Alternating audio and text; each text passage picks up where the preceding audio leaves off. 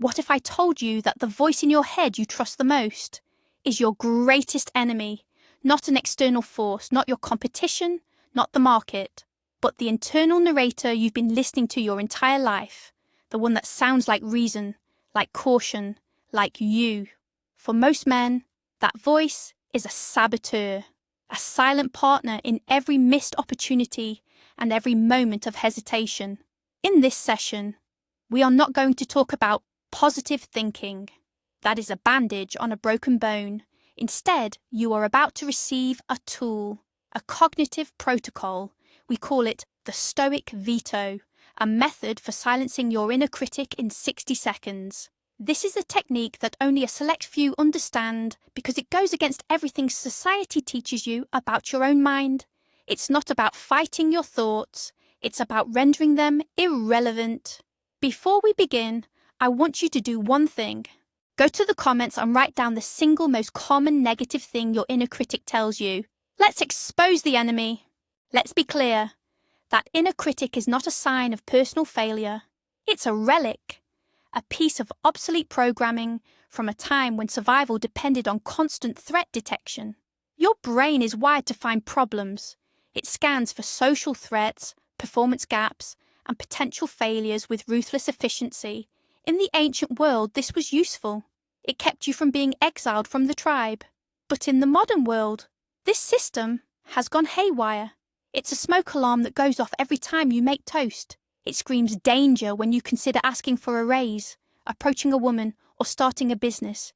It floods you with cortisol and doubt, not to save you, but to keep you small, to keep you safe within the miserable confines of your comfort zone.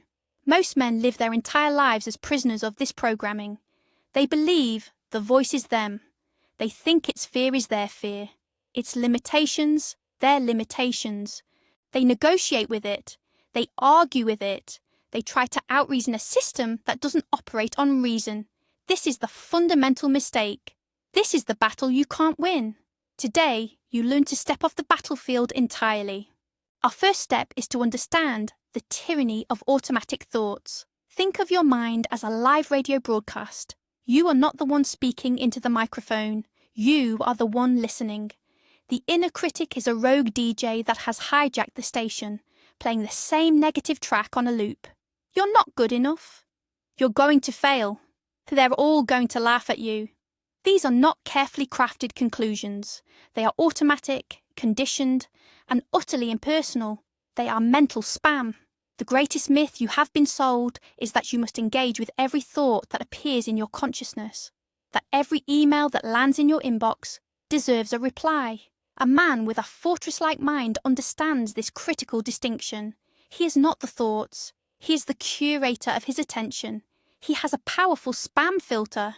The first step in building that filter is to stop seeing the voice as an authority and start seeing it for what it is. Noise. Just meaningless, automatic, pre-programmed noise. This leads us directly to the bedrock of our method, the Stoic dichotomy of control applied internally. The ancient Stoics, men like Epictetus, made a simple but world-changing observation.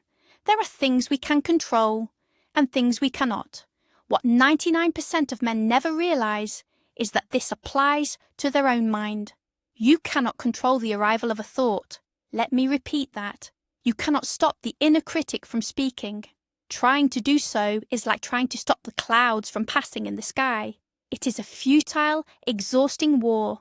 But here is the secret. Here is where your power lies. You have absolute 100% control over one thing. Your assent to that thought. You control whether you agree with it, whether you give it meaning, whether you allow it to influence your emotions and actions. This is the master switch. The reactive man is fused with his thoughts. He believes them instantly. The Stoic man stands apart. He observes the thought, inspects it, and then, and only then, decides if it is worthy of his belief. This is not suppression. This is discernment. This is power. So, we have dismantled the machine. We have exposed the inner critic not as an inseparable part of you, but as an external broadcast you have been conditioned to obey. The Stoic veto, the pause, the label, the interrogation, is not a magic trick. It is a discipline. It is mental weightlifting. At first, it will feel clumsy, but with every repetition, you are forging a new neural pathway. You are training your mind to serve you, not to enslave you. The one thing I want you to take away from this is this. Your freedom is not found in a silent mind. It is found in the moment you realize the noise has no power over you. The critic can scream, and you can act anyway. That is the ultimate victory. That is emotional control. That is the strength of a man who is master of his own internal world. Thank you for investing this time in yourself. It is a testament to the man you are committed to becoming. If this strategy resonated with you, subscribe to the channel. We go deeper every week. And share this video with one other man who needs to hear this.